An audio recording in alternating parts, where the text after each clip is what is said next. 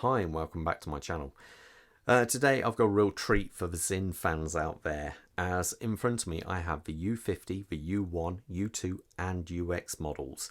Now I've got to say a big thank you to Ryan over at Francis and Gay of Coventry for allowing me to review both the U50 and the U1. They're a relatively new Sinn dealership, and they've got a really good selection of Sinn watches there. If you're based in the Midlands area and you want to go over and have a look at them, strongly recommend. Real friendly bunch of guys. You can sit down, have a drink with them. They'll talk you all through the watches. If you're based a little bit further afield in the UK, give Ryan a call. He will sort something out for you, no problem at all, and get the watch posted to you. Will not be a problem. So anyway, today I want to review the iconic Sinn U1. Now, this watch is it is an icon for Sinn. This really pushed Sinn out there in the watch world. Remember, this watch has been out for 17 years, and it's one of those watches, if you show someone a quick glance of it, more than likely they'll know that's a Sinn watch. Now, the size of this watch is a 44mm watch. It's just a fraction over 14.5mm thick. It's got 50mm lug to lugs, and the strap size is a 22mm, so proportional for this kind of size watch. Now, this isn't the only colour you can get this watch in. There are a couple of different dial colours. You can get this watch in a blue dial there. Also, if you order the SE version of this watch, you can get the black but with ivory coloured hands and hour markers. As I say, this watch is also available in PVD black, and you can also get this watch in both a silver case, as you see here, but a black bezel on top of that, like that U2 there, and that's called the SDR version. And then there's an option to teglement it if you have a silver, which I'll talk about more in a second. Now, over the period of years this watch has been going, there has been other dial variation colours as well. These are not available new anymore, but you can search these on the second-hand market. And there are some interesting options which were out there. Some real funky colours like yellow, I think orange, all black. But I say, this watch has been going for some time now, so there has been a load of different options. But the one thing which has never changed is that hand design. That hand design, the Sinn fans out there call it the Lego hands, and it just really looks quite funky. And I love how it has the matching hour markers as well.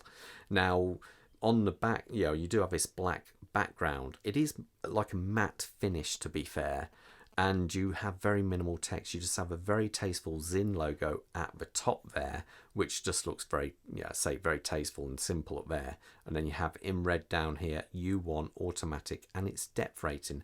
And yes, that is a 1,000 meter depth rating. So this watch can withstand 1 kilometer of water pressure. Now, one of the things I do like is the date window at the 3 o'clock here has a black background also. So you don't really read the window, you just read the 19. So it is just nice and concise. It is one of these watches you look at, you've only got to just quickly glance at the watch and you can see what time it is. Clear and concise. That's been the whole feature with many Sinns throughout the years. Now, we do have a flat sapphire crystal on there, which does a great job of allowing you to see this nice and clearly. And then you have the bezel. Now, this bezel is what they call teglemented. And what that means is it's incredibly hard. Most watches are made normally of stainless steel, and that's 316 Al, and that's got a hardness rating of 220 Vickers. Now, this uses a completely different type of steel. Sinn wanted to do something really different and a bit more revolutionary at the time. They use German U-boat submarine steel. Now, this means it is incredibly impervious to salt water, which just isn't a problem. You could leave this watch in water for a year or two. It wouldn't matter. Stainless steel will give out eventually. But also, what they then came up with is something called teglementing.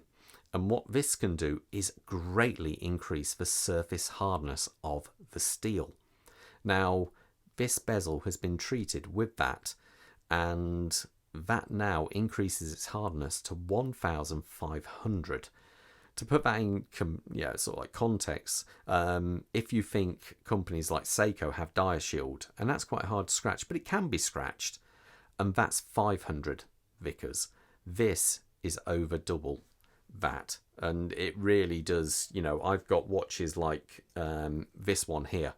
This one's 12 years old or so.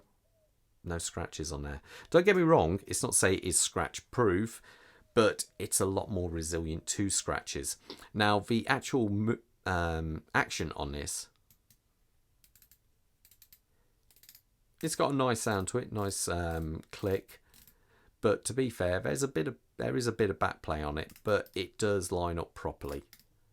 So yeah, I think Sinn have moved the game on a little bit where it's come to the bezel action. But I say, there's absolutely nothing wrong with it. It works perfectly okay.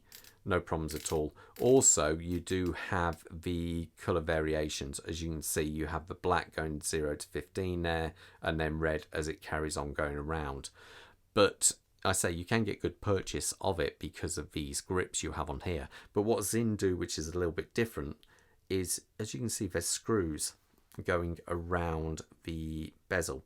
You can see one there, and as we come round, there should be one there, one up the top, one at the side. Now, if you've seen me modify a Seiko once, all I did to get the bezel off was put a prized it there and popped it off. And the same can be said with pretty well most brands out there, Rolex included.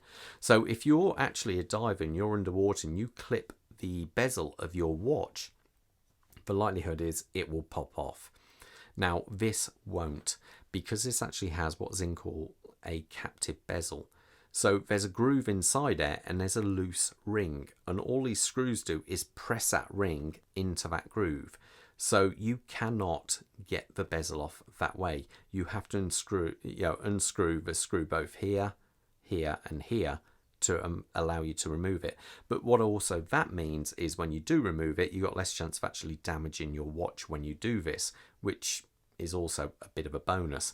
Now, the case design is simple but cleanly executed. We have this lovely bead blasted finish here. We have the crown over at the 4 o'clock position, and we have drilled lugs, which I do appreciate on a watch like this because it makes changing straps much easier.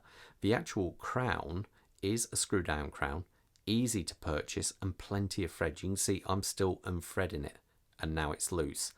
So it's got plenty of thread, which some models you turn, as you can see it there, some models you turn it half a turn and it's off. This one isn't, and then you can screw it back in.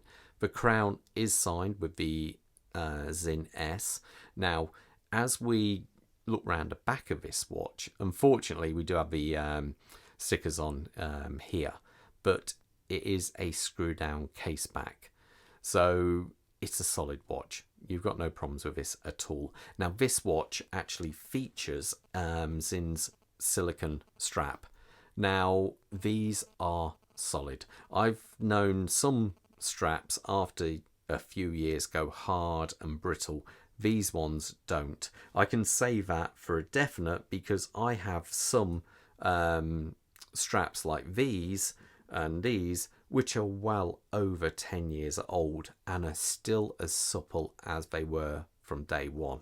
So, there's absolutely no problems there at all. So, but you can also buy this watch on a bracelet. Now, this is the bracelet it would come with. And this is Sinn's iconic kind of,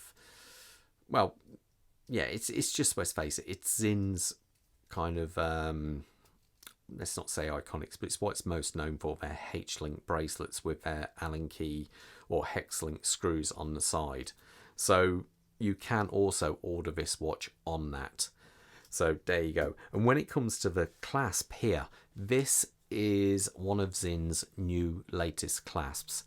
And as you can see, it releases like that, but you also have micro adjustment on it. So if you pull this out, you can actually slide this along, he says, there you go, and then lock it in position. I'll do a more in-depth review of this clasp on a later video. As I say, that's not the only colour you can get this watch in, this clasp in. There are black versions as well. You can also get the butterfly style as well if you wish. So there are different variations available, and you can also get the clasp taglimented, which does make a big difference. If you see on this one here, well, there should be a small logo just there, and that would indicate that it's been taglimented.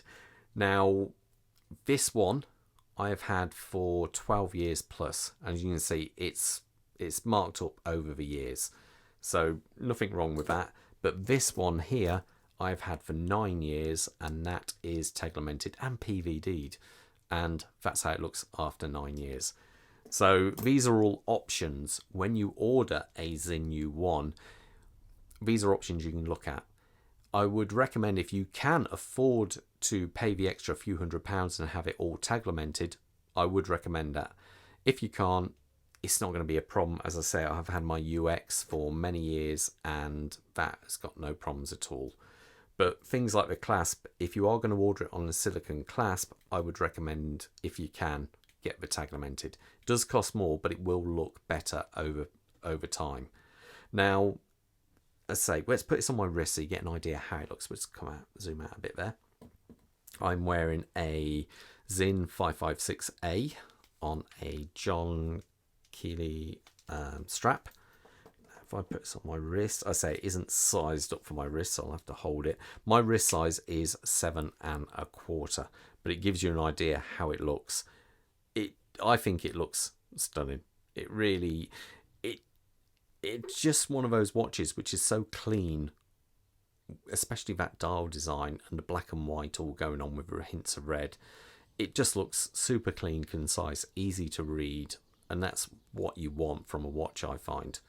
One thing I should point out as well is the movement in this watch is the Sellita SW200. When they first came out, they used to be VTA 2824, but as we all know, this Sellita is an absolute copy of that, and it's no problems at all. I did put this on the time grapher, and I think it was coming in at +2 seconds, and yeah, they are pretty solid movements, and Sinn regulate these watches. I believe they put the top grade movement in there. When I spoke to the Sinn service centre here in the UK, they said they expect all their Sinn watches to run within chronometer spec standards, but they don't actually advertise that. But that's what the Sinn service centre said. They said we always send watches out and they'll be to that standard. So always good to know. Anyway, that will be my first part of the series, and I'll see you at the next video. Take care out there. All the best. Bye.